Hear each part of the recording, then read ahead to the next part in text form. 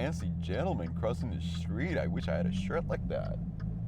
What is going on, Cup Bangers? Today is March the 22nd, 2016. We haven't done this in a while, so you know what? Let's talk about cars, yo. Hit it, Pedro.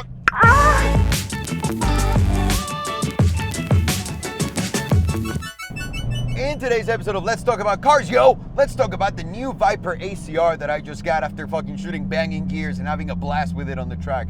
My God, yes. These beautiful ACR. All right, specs, let's get them out of the way. It's a massive 8.4 liter V10 engine on the front that produces 645 horsepower and gets the car from 0 to 60 in 3.3 seconds. Jesus, holy motherfucking Christ. That is fast for a manual car and for a car this big, actually. And it's obviously a 6-speed manual transmission, and it weighs under 3,400 pounds, which is pretty damn good for this car. It actually feels lighter when you drive it. Now, let's talk about the one thing that everyone mentions whenever you mention ACR, which is, Ooh, look at all the lap records that the car has. It breaks the record on every track. Ooh, if a real driver can drive it so fast. number one, let's just get the record straight. Who are the drivers going around these circuits and putting up these numbers on a lap time, right? It's awesome. I understand it. For competition, that makes sense. But there's not like a procedure like or someone regulating everything. So whenever you see Lamborghini posting an under 7-minute lap time on the ring, you have to ask yourself, why is that? When this car is breaking all the records that the 918 and all the other cars are doing, you got to wonder why. The reason why is there's a lot of tinkering in the within the cars that the car makers do, and they don't say anything. And they also grab the most crazy balls to the wall drivers that can do shit that nobody else can, that have the biggest balls in the universe. Are you one of those drivers? Because if you're measuring times, then there has to be a standard. So that to me is not really as important instead of how big of a show it makes. Does that make sense? So this car, everyone's saying, oh, it's beating everything on the track. Oh, it's breaking records. It's probably breaking a record as I make this video right now, if we honestly look at it. But we don't know why. By the way, I now own it. I've driven it. I pushed it really hard. I understand how fast it is on fast circuits because of how nimble and how aggressive it is with the turns. Oh my God, the amount of braking!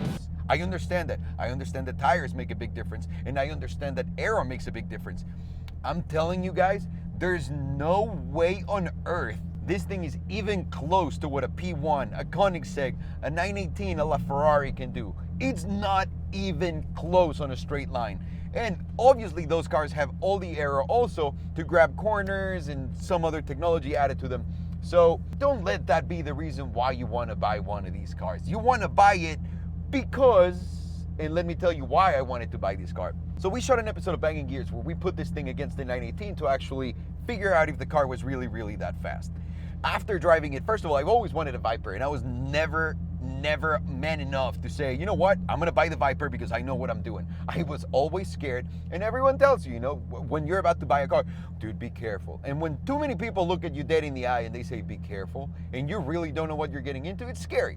So I passed on that. But the reason why I liked it so much is once I started going on the track and I grabbed my first turn, I realized this was something special. This was nothing like those VIPERs that they used to tell you stories about, that the back tires are just gonna break loose and then good luck, Alejandro, go fuck yourself. None of that was the impression that I got, like literally within just driving the car for 3 or 4 turns around the track. It was actually a whole different experience. It reminded me a lot of the RS, except it felt like it had more traction. Yeah, you're driving the car. This car produces one of the biggest amounts of downforce, if that's even a sentence that you can put together, out there. It puts up more downforce than the McLaren P1. Yeah, it's thanks to the massive wing on the back. It's thanks to the splitter on the front, the things on the blades on the side. The suspension can be adjusted in 10 different ways. Same with the aero. I haven't put the Aero Extreme kit on mine yet because I just got the car and I haven't had a chance. And I've been driving it in the city. I'm gonna do it next time I take it to the track. But Jesus Christ, I mean, it's simple to understand why people think this car can be so fast, or why the car is actually that fast. But that is not why I fell in love with it. I fell in love with it because it's a hard car to drive. It's not as easy as getting in your RS and saying, all right, here we go, let's go around the track, no problem, and put it in automatic, let the car make all the decisions for you. This is more of a different beast because when the back snaps, and it does, it'll throw you out, man. And that thing is fucking scary because there's no going back from that snap. It's a really, really strong one. I'm not gonna say how I know this, but I know. Other reasons why I love the car is the adjustability. I think this car has more settings. It needs a lot more work than what I'm used to. That means I'm gonna get to learn more about suspension. I'm gonna get to learn more about air. I'm gonna get to learn more about manual and how to properly downshift and everything on fast corners, because yeah, hill towing is easy when you're on the streets and like fucking around, but when you're on the track and you're trying to set up like the best time possible, it doesn't become that easy anymore. Everything changes. Other thing that I love about it, aside from it making me grow as a driver, is how special it feels compared to everything else within the sector. What else can you buy for $140,000 that will do what this car does? Nothing. And how does it look and everything? Yeah, it's got one of the worst sound systems you've ever heard in your life. I mean, literally, putting your iPhone on and just starting to play a couple songs is gonna do you way more of a favor than using the sound system here. And it's also very, very stiff. The car is not one of those easy cars to just put on comfort mode. It's not. It's got 10 levels of adjustment to the suspension, and none of those offer a very comfortable ride. So, Alejandro, why do you want that car? It doesn't make sense. Well, aside from being a collection of numbers and a collection of epic shit that the car can do, it also did one thing that opened my eyes. Aside from putting the smile on my face and everything, it demolished the Bugatti and it demolished the Huayra. You guys realize that $150,000 car chewed the Bugatti, which is $3 million. Let's not talk about the Bugatti and the here. Huayra. We do not. And again, not everything is about track times, but come on. You're spending $2 to $3 million in either one of those cars. At least US market, European market, 1.3 on a Huayra and 2 million in a Bugatti right now, like on a super sport like that, or 2.5 million euros. I don't know. There's that guilt of buying something that is promising you so much that can't deliver any of it, you know? And Pagani was mad as hell at me because they said there's no way your car could have did those times. You should have had this tire. You should have had. Well, the car came like that, and that's how the car came, and that's what it was able to do the way it came. So this Viper did what it did the way it came. So again, that's just stupid. I wanted to tell you what the reasons are I bought this Viper and why I love it so much. Like, super simple. Number one, a manual, yeah. Number two, V10. Number three, adjustability. Number four, the price. The price, son. At $140,000, this thing is a deal, but I can also fuck with it. This is one of those cars that jumps and falls into my price range, and I'm sorry to say this, of cars that I can fuck with. I can change the wheels, I can change the something, I can change the suspension, I can add an exhaust, I can do a couple mods, I can play, I can crash it on the track and not worry so much about it. I am lucky as fuck to be able to say that and do that, and this is why I wanted this car. I wanted to have some real car racing fun out there. And I think if any car is gonna do it, it's gonna be this one, right? At the price range again. Other things I love about it, there's Alcantara everywhere. Even though the sound system is terrible, it's actually very good. And I don't mean the sound system, I mean the way everything works. It's very easy to figure out. It's just like in the Hellcat. It's got apps, it's got media, you can plug in your shit through USB, Bluetooth, everything. The AC, not that great. The car is stiff, very, very stiff. Stiffer than me when I was 15 years old. I promise. And that shit was stiff, son. But the looks of it, the everything just makes up for everything, and it just makes sense. Do you want to drive this as your daily? The answer is always going to be no. You don't want to drive this as your daily. But for those that have the balls, for those that want to drive it as a daily, I think it's doable. You just need to work on your back muscles and maybe your ass and some other powers that will make it not go numb. But overall, I'm loving my ACR. I cannot wait to take it again to thermal and put it against some cars that you guys will enjoy, I hope. So in summary, the reason why I ended up buying this car was to be a better driver and put a big smile on my face while I do that. This is what that car is gonna accomplish.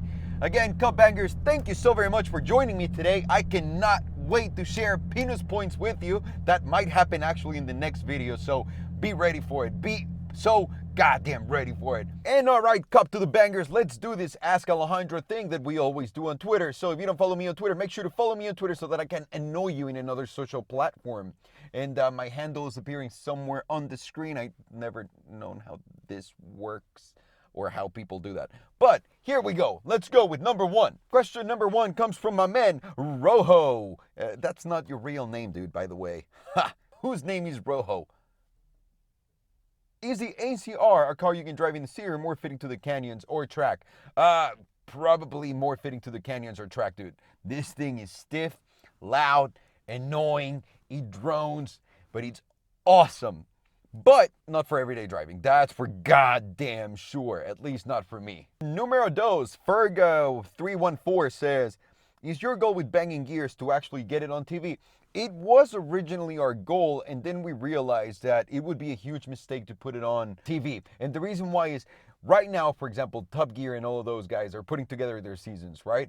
And they're spending $3 to $7 million an episode. Huge budgets that they're dealing with. So they have the time, they put all of their episodes together, they shoot them, and then a year later, we get to see them. By the time all of these cars come out, by the way, they're gonna be a little old, and people like my asshole self are already gonna have reviews on them online, and a lot of it gets lost in that. We do not wanna just put a shitty review and say, oh, that's that.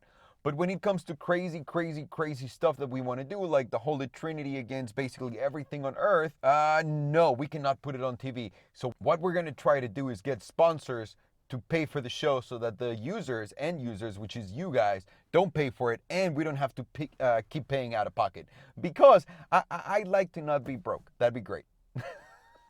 The next question comes from a man, Vahu, or Veichu. Whatever, however you pronounce it, depending on where you live, obviously. And the question was the ACR really worth getting, even though you already had the 4.0 for destroying a few lap times? Yeah, because the 4.0 is not as challenging as this one. This is a whole different thing. The 4.0 is very much a Porsche perfection, if you will. This is like a whole different beast. It's going to take a lot of time and a long time before I actually get good at anything in this thing. So, yeah, it was worth getting, 100%. This is a beast, man, a fucking beast. My boy, Jesus, or Jesus, Fierro, I think it's Jesus. I'm pretty sure it's Jesus. Why isn't your Banging Gears a show like on Discovery or on some TV channel, Alejandro? Honestly, the reason why it's not is because of timing. If we put it on TV, it's going to take a long time before you guys see the episodes, and we just want to give them to you as fast as possible. You know, a lot of media, and by the way, I come from that background where we make movies, and the way I started back in the day was, if you didn't make it to theaters, you were a joke. Now it's like, if you don't make it to DVD, you're a joke. And now it was like, if you don't get your shit to iTunes and all of the VOD platforms, then you're a joke. And now if you're putting shit on YouTube, you're a joke. And then it was like, oh, if your shit didn't get like 100,000 views, you were a joke. Everything is changing so fast. I don't think you need the big platform of the TV, because that's going to disappear. I think your Apple TV is going to turn into your TV, but that's not here nor there. We just want to give you the full experience and the full enchilada up front, my man. So hope you're in for the ride. Boom. Now, Tyler Fedorich, do you spend more money on weed or on cars? Great question. Cars. I don't think there's enough weed you can buy to spend the amount of these cars. Well, never mind. There probably is. But no, no. On to the next question. My man Ricky is asking, what cars are you going to be using on the next episode of Banging Gears? And is there going to be a new location? First of all, there's another episode that's going to come out soon that we shot in Geneva with the Iconic 6CX, the Maserati MC12, and a Pagani Zonda F. So you're going to see that takes place in Geneva. Now, as far as us moving a track and take place in another place, yeah, we're actually going to go to Dubai, Abu Dhabi. We're going to play, hopefully, in Yas Marina if everything goes well. And also, let me tell you the cars. I don't want to spoil it, but we have the Holy Trinity going against something that you might enjoy.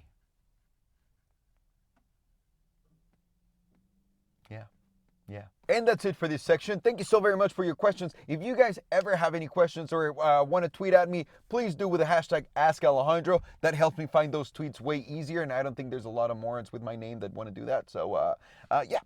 Thank you so much.